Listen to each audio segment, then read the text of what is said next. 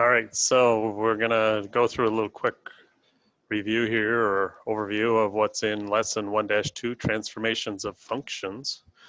And the first thing that we did in class is we brought up the little Desmos program and we looked at if we took like an y equals absolute value of x as the parent function, that would be a graph that looked just like that, slope of 1 and -1 on the two sides with the vertex at the origin.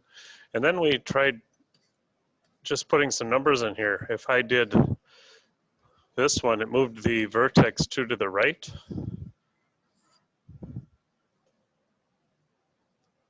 If we added to that, if we did a +2 instead of a -2, we found that that would be 2 to the left. When I did the same thing, except then on the end of it, say put a -1, it took it 2 to the right and then 1 down. Still had those slopes of 1 and -1. Then we continued with it. And if we put a number out in front, we found, let's say we had a 3 out here. It was still the vertex in the same spot, but then the slope became steeper with a slope of 3 on each side. I'll just show that specifically by putting a little slope triangle on there like that. If instead we had put a -3 out in front,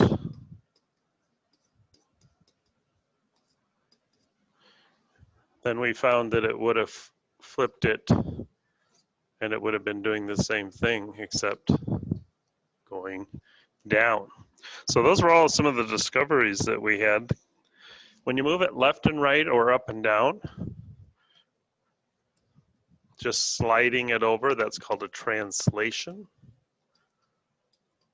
I've had students that have remembered this before because that SL in the middle of translation is the same as a slation.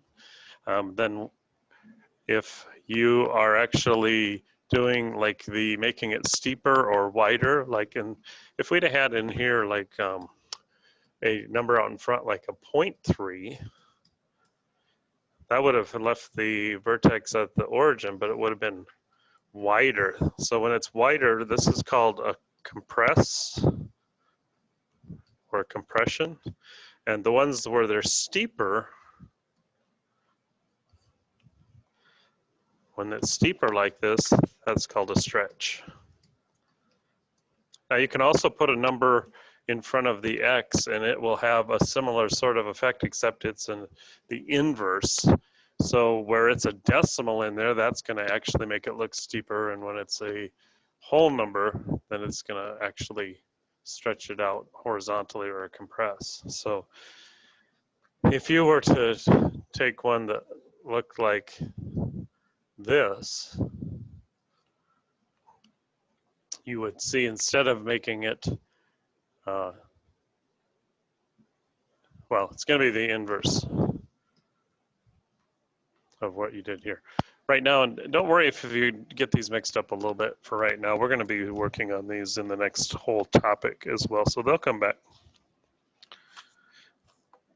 Let's see, that was all just from the introduction, the investigation in the front called Explore and Reason. Then, sometimes on these, they might be written in a function notation. So if my basic original formula was that, this would actually move it 2 to the left. And if I had the 2 out here, this would be 2 up. So if it was a minus right in here, that would be right. And if it was a minus here, it would be down. And then out in front of the whole thing, they'll write it like that. That would be a vertical stretch. If it was a decimal, it would be compress. And if you have it inside, again, remember when they're on the inside here, attached to the x. Just like this plus 2 on the inside was like the inverse or opposite of what we were thinking this one too. So you'd have a horizontal, because it's on the x here, compress.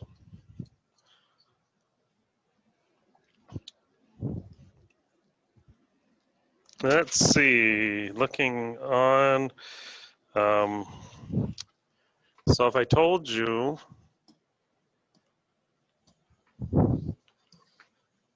that this formula right here, or that parabola, that quadratic, that was f of x. If I said f of x plus 2, actually let me change the color on that so we can color code this. If we said f of x plus 2, that new graph would be 2 to the left. So it'd be over here. And hopefully it looks like it's opening at about the same rate. Okay, so that's how it looks in function notation. Sometimes they'll write that and it looks a little funny. You